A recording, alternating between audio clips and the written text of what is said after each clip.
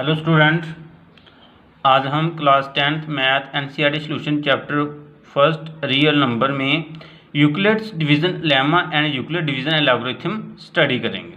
ठीक है, तो Euclid division lemma and Euclid division algorithm. ठीक है, इसको पढ़ने से पहले हम लेमा फिर एल्गोरिथम की स्टडी करेंगे। ठीक है, पहले हम लेमा और एल्गोरिथम की स्टडी करेंगे, यूक्लिड डिवीज़न लेमा पढ़ने से पहले और यूक्लिड डिवीज़न एल्गोरिथम पढ़ने से पहले। ठीक है, तो लेमा क्या है? A lemma is a proven statement used for proving another statement. ठीक है, लेमा क्या है? एक प्रूव्ड की गई स्टेटमेंट है जिसको इस्तेमाल किया जाता है दूसरी स्टेटमेंट को प्रूव करने के लिए। ठीक है, लेमा क्या है? एक प्रूवन स्टेटमेंट है, मीन एक प्रूवन जो प्रूव की हुई स्टेटमेंट है जिसको इस्तेमाल किया जाता है दूसरी स्टेटमेंट को प्रूव करने के लिए। ठीक है, now algorithm algorithm is a series of well defined step. ठीक है, एल्गोरिथम क्या है? एक वेल डिफाइंड स्टेप की एक सीरीज है which give a procedure for solving A type of problem. जो हमें एक मेन एल्गोरिथम एक वेल डिफाइंड स्टेप है जिसमें एक प्रोसीजर है for solving A type of problem. किसी भी प्रॉब्लम को सॉल्व करेंगे एक वहाँ प्रोसीजर है। ठीक है, दैट इज द एल्गोरिथम। ठीक है, now Euclid division lemma. Euclid division lemma क्या है?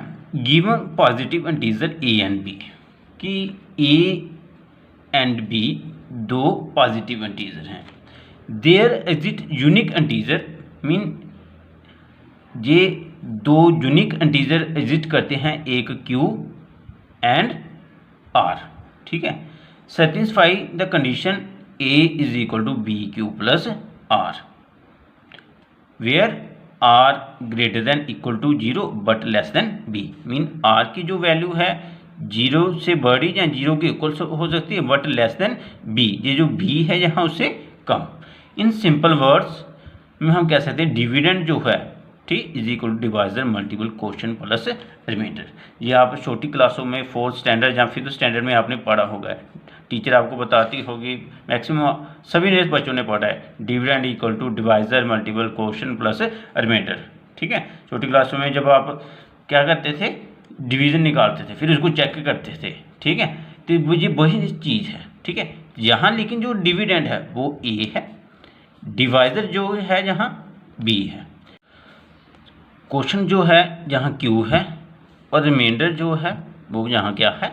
आर है। ठीक है, अब देखो इधर मैंने क्या लिखा है, आर जो है greater than equal to 0 but less than B. ठीक है, सपोज लो आप डिवाइड कर रहे हो, आपके पास है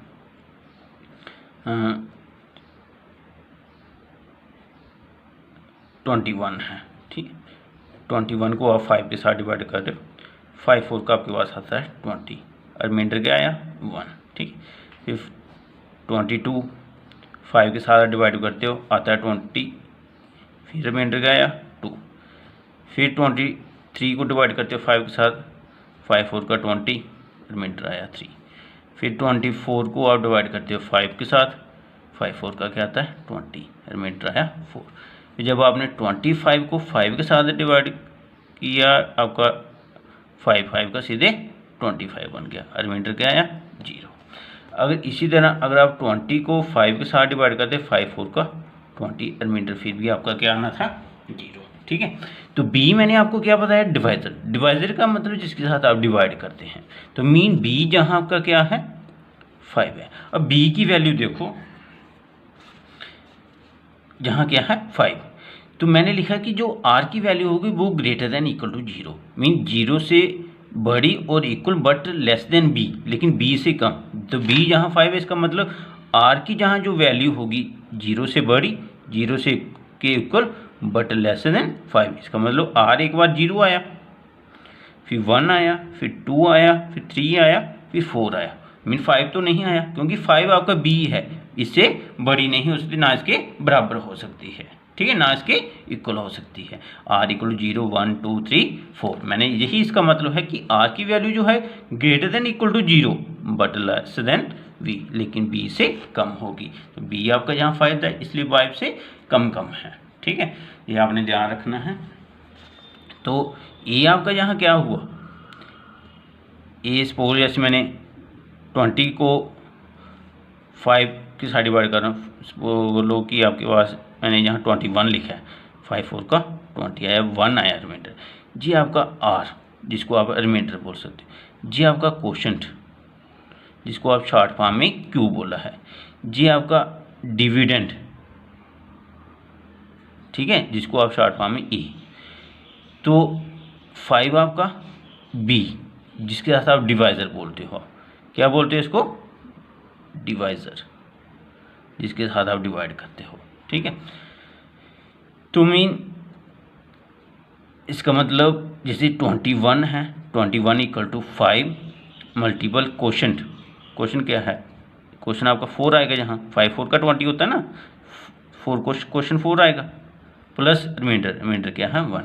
अगर इसको 5 4 का 20 प्लस 1 21 आ जाएगा। ठीक है, मेरे ख्याल में समझ आ गया होगा जी। A equal to B Q plus R, ये वही है जो आपने 10th में 3rd 4th स्टैंडर्ड में पढ़ा था। ठीक है, dividend is equal to division multiple question plus remainder. तो डिविडेंड आपका यहाँ क्या था जी? ए हुआ, जी बी, जी क्वेश्चन हुआ, जी प्लस आर होगा। लेकिन आर की जो वैल्यू है इन्हीं के बी के R greater than equal to 0 but less than B ही होगी सभी जगह। ठीक है, नो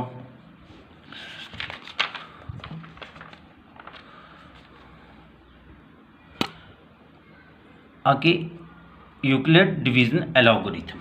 ठीक है, यूक्लिड डिवीजन एल्गोरिथम क्या है? To obtain the HCF of two positive integers say C and D such that C greater D। ठीक है, तो ये मैंने आपको पिछले लेमा में बताया, लॉगरिथम में बताया। Logarithm is a series of well defined step. ठीक है, एक में वेल डिफाइंड स्टेप की सीरीज है जिसमें एक प्रोसीजर देता है for solving A type of problem, कोई भी प्रॉब्लम को सॉल्व करने में। ठीक है, इसी तरह जहां आपको HCF फाइंड करने के लिए यूक्लिड डिवीजन एल्गोरिथम है जहाँ। ठीक है, obtain the HCF of two number positive integer say C and D। ठीक है, तो C और D जहाँ दो पॉजिटिव इंटीजर हैं सच that C greater than D। जैसे मैंने वहाँ A ग्रेटर देन B लिखा, जहाँ मैंने लिखा C ग्रेटर देन D। जैसे वहाँ मैंने A और B के लिए बताया, लेमा में बताया ना, तो यहाँ C ग्रेटर देन D है। फिर मैंने लिखा apply step first, apply Euclid division lemma to C and D। We find whole number Q and R such that C equal to DQ plus R। जैसे मैंने वहाँ लेमा जो मैंने बताया, लेमा क्या है? BQ plus A equal to BQ plus R। फिर मैंने लिखा R greater than equal to 0 but less than B। तो यहाँ मैं C और D को अप्लाई कर रहा हूँ लेमा। ठीक है, इसमें C equal to DQ plus R। तो नंबर आपके पास ये Q और R आएंगे। ठीक है, क्वेश्चन जो इसको डिपेंड करते हैं, इस पर भी डिपेंड करते हैं ना क्वेश्चन और रिमाइंडर। तो R की वैल्यू जो होगी greater than equal to 0 but less than D। D mean जहाँ क्या है? डिवाइजर। ठीक है, उनका इफ़ R इक्वल टू 0, अगर R 0 आता है इसका मतलब ये जो डिवाइजर होगा वही आपका HCF होगा। ठीक है, C एंड D का। अगर R 0 नहीं आता है then again apply division lemma to D and R। फिर इस D एंड R को फिर से आपने लेमा का इस्तेमाल करना है। ठीक है, continue the process till the remainder 0। इस प्रोसेस को इसी तरह आपने कंटिन्यूज रखना है जब तक आपका रिमाइंडर 0 नहीं आ जाता है। ठीक है, then divisor at this stage, जब आपका रिमाइंडर 0 आए तो डिवाइजर जो होगा उस स्टेज पर वही आपका HCF होगा। आगे एग्जाम्पल मैं आपको बता रहा हूँ। तो एल्गोरिथम क्या है? यही स्टेप ऑफ सीरीज है। इक्वल डिवीजन एल्गोरिथम क्या है? यही जो प्रोसीजर है सॉल्व करने का। ठीक है, तो एग्जाम्पल क्या है? 210 एंड 25। देखो 210 ग्रेटर देन 25 है।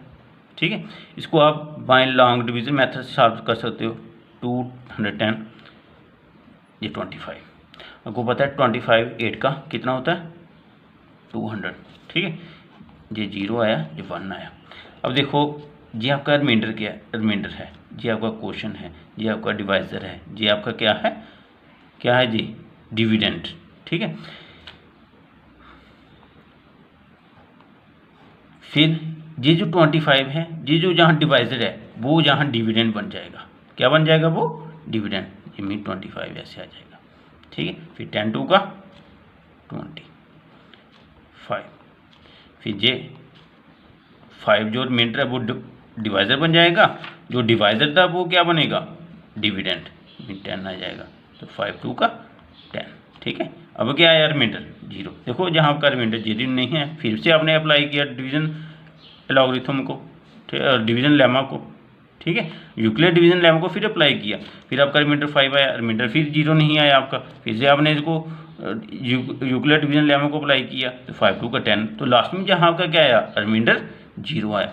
तो जिस डिवाइजर के साथ रिमाइंडर 0 आए वही आपका HCF हो जाएगा, ठीक है। वही जो इस स्टेज पर जो आपका HCF डिवाइजर होगा वही क्या हो जाएगा HCF, वही मैंने क्या लिखा है यहाँ इधर, ठीक है। Continue the process till the remainder is 0, इस प्रोसेस को कंटिन्यूस रखना है जब तक आपका रिमाइंडर 0 नहीं आता।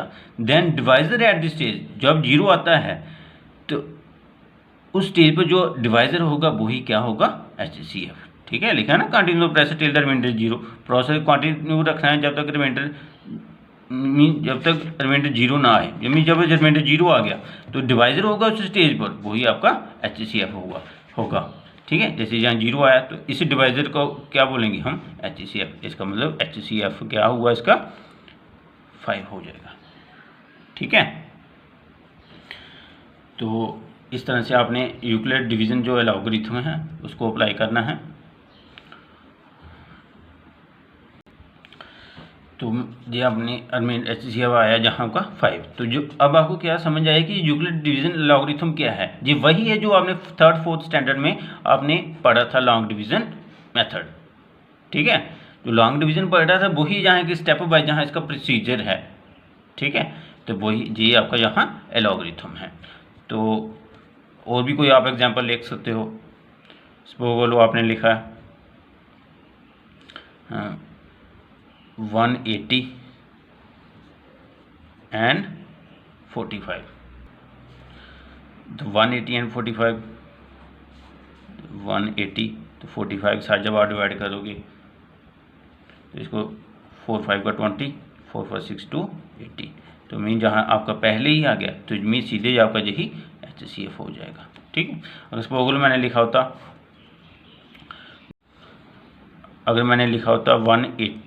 185 एंड 45, तो फिर कैसे करना था 185 मल्टीपल 45, तो 45 4 का 180 बनना था, ये 5 फिर ये ऐसे आ जाना था 45 5 9 का 45, तो ये आपका HCF बन जाना था, ठीक है, ठीक है। HCF 185 एंड 45 क्या बनना था 5। Okay student, thank you.